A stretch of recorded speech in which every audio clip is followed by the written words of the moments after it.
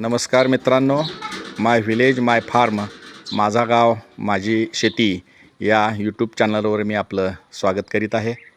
आज आपल्या शेळ्यांना पूरक अन्न किंवा हे टॉनिक म्हणून आपण ही शेळी फार खराब झालेली आहे। हे पहा, इकडे दाखवतो।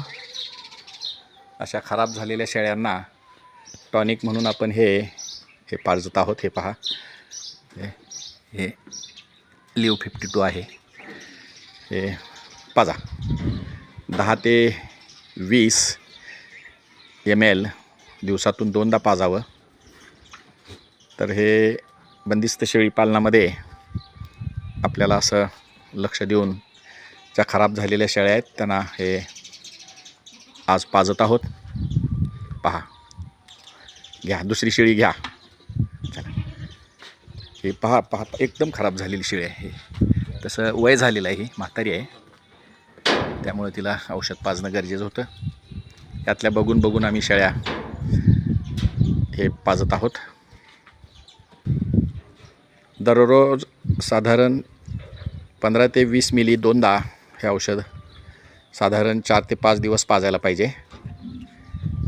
आम्ही हे मधून अधून पाजतो। हे पहा, ह्या बिटल शेळीला सुद्धा पाजायला लागलेले आहेत। बॉटलमध्ये घेऊन आतल्या बाजूला शेडलं की ती पिते। हे पहा, अशा पद्धतीनं हे सुद्धा खराब आहे, हिला पाजलेलं आहे। दुसरी शेळी घ्या घ्या घ्या। अशक्त आहेत अशा शेळ्या बघून पाजलं जातं। काही व्यायला झालेल्या शेळ्यांना सुद्धा पाजलं तर चालतंय। तर हे लिव 52 औषध चांगलं आहे, पाजा।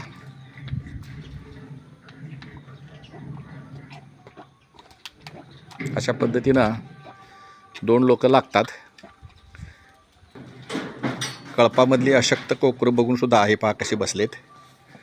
अशक्त बघून त्या कोकरांना पाजा। हे पहा, अशा पद्धतीनं पाजत आहेत मित्रांनो। तर बंदिस्त शेळी पालनामध्ये अशा पद्धतीनं मधून अधून पूरक अन्न घटक किंवा सप्लिमेंटरी फूड म्हणून आपण ह्याचा वापर करू शकतो। बंदिस्त शेळी पालन करणाऱ्यांनी असं हे लक्षपूर्वक करायला हवं। ठीक आहे, धन्यवाद।